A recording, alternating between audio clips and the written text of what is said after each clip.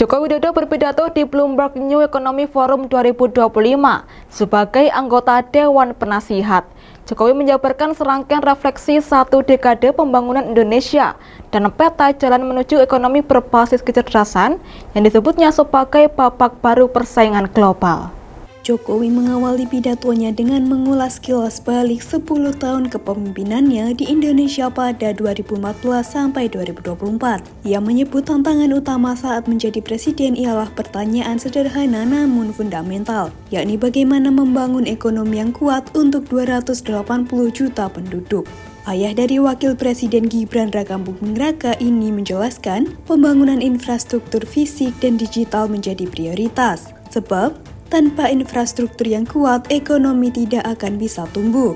Ia menyebut jalan, pelabuhan, bandara, pembangkit listrik, jaringan digital, pusat data, hingga satelit baru sebagai fondasi utama yang telah dibangun di masa pemerintahannya. Mantan wali kota Solo ini mencontohkan Gojek, Tokopedia, Halodoc, Traveloka, serta sistem pembayaran KRIS sebagai hasil dari ekosistem yang telah disiapkan. Ia juga menyinggung hilirisasi dan industri baterai kendaraan listrik sebagai langkah Indonesia memasuki ekonomi cerdas. Jokowi mengatakan, data dan informasi bukan sekedar kekuatan, tetapi modal baru bangsa. It is a great honor for me to speak before you today. When I look back at Indonesia's journey over the past decade, I see one clear lesson. Change is never easy, but change is necessary. When I first became president, I had a simple question. How can we build a strong economy for 280 million people? We knew there were no shortcuts. That is why we focus on the basics, building roads, seaport, airport, power plant, and digital networks. Because without strong infrastructure, an economy cannot grow. And Indonesia has also made a great progress in digital infrastructure, building data centers, launching new satellites, expanding digital network, and improving connectivity across the nation. We introduced regulations that encourage local businesses and startups to grow.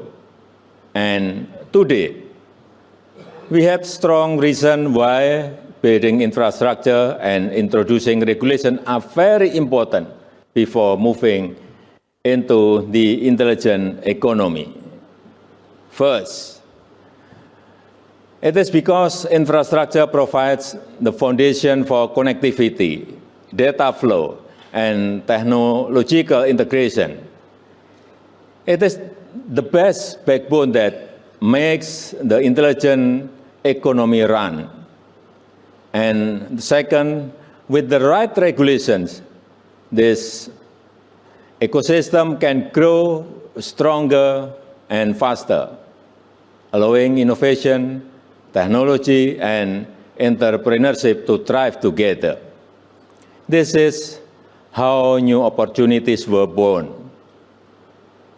Indonesian startups like Gojek, Tokopedia, Halodoc, Traveloka grow because the ecosystem supports them to grow. KRIS Indonesia makes digital payment easy and universal. Today, a street vendor in small village uses the same system as a big company does in Jakarta. And these days, Indonesia is also learning how to make better use data, technology, and resources through downstream initiative and the EV battery sector. This is a step in the direction of an intelligent economy. On the other hand, we ensure that our young people and our SMEs are trained with the digital and data skill to thrive. And we also ensure that this growth is sustainable for our people and our planet. One more thing, Indonesia is a part of the global supply chains for electric vehicle batteries. For us, this is not only about economics. It's about building strong foundation for the future. This story shows one important thing. When the government builds the right foundations, innovation will follow. With all these efforts, together they form the ecosystem and foundation of Indonesia's new economy. And with this strong base, we are ready for the next stage, the intelligent economy. The intelligent economy is built on how well we use data and information, because data and information is not just power, it is capital. It is the new word that defines competitiveness and national strength. We know this is a process to collect, to analyze, and to appraise data and information to make the best decision and also to make a good policy. And for young generation, it is our responsibility to ensure they must understand AI and they study AI because the future is there. It is also time for us to redesign how human and machines build the future together from data and machine learning.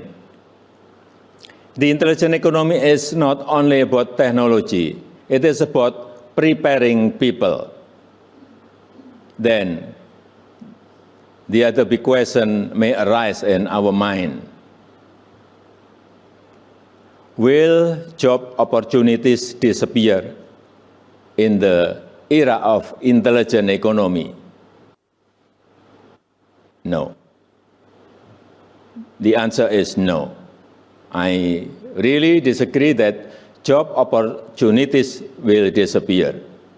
In fact, I believe that there will be more jobs and more opportunities to come if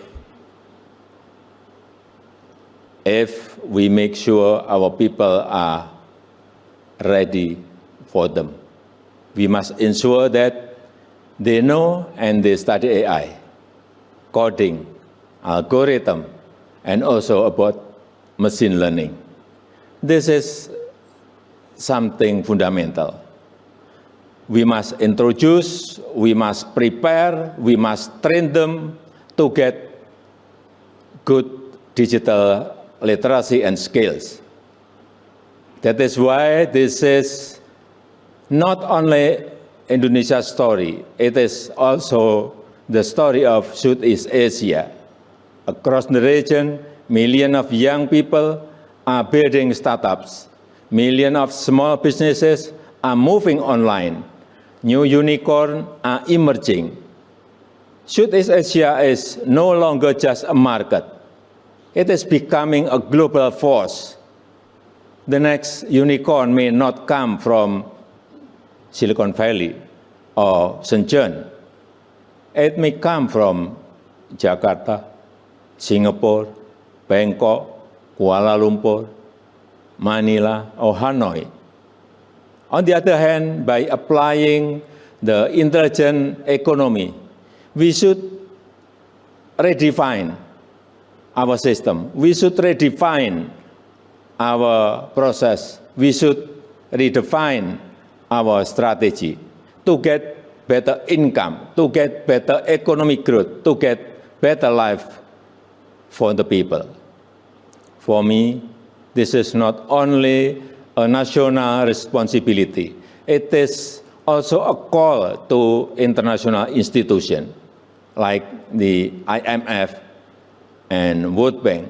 They should redefine their financial instrument, their financial system, and their digital infrastructure.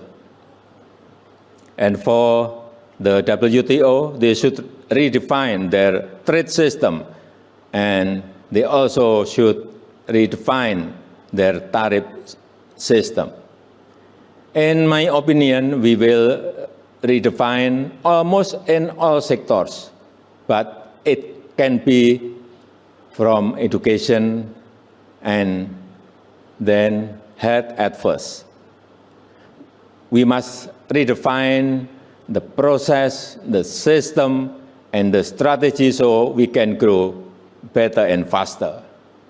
Ladies and gentlemen, Indonesia's journey shows that transformation needs courage, persistence, and belief. We are not finished. We are still building with strong foundation, innovation, and global collaboration. Indonesia and South Asia will continue to grow in this new era. In this new era of economy, cooperation and collaboration are the key to run intelligent economy. And I believe that in this new economy, the intelligent economy, nations, companies, and societies that can integrate intelligence into governance, industries, and social system will grow better and faster. And I also believe that in the next 5 to 10 years, to 15 years, there will be a big humanoid robotic revolution. And there will be a big AI revolution. So beware of this.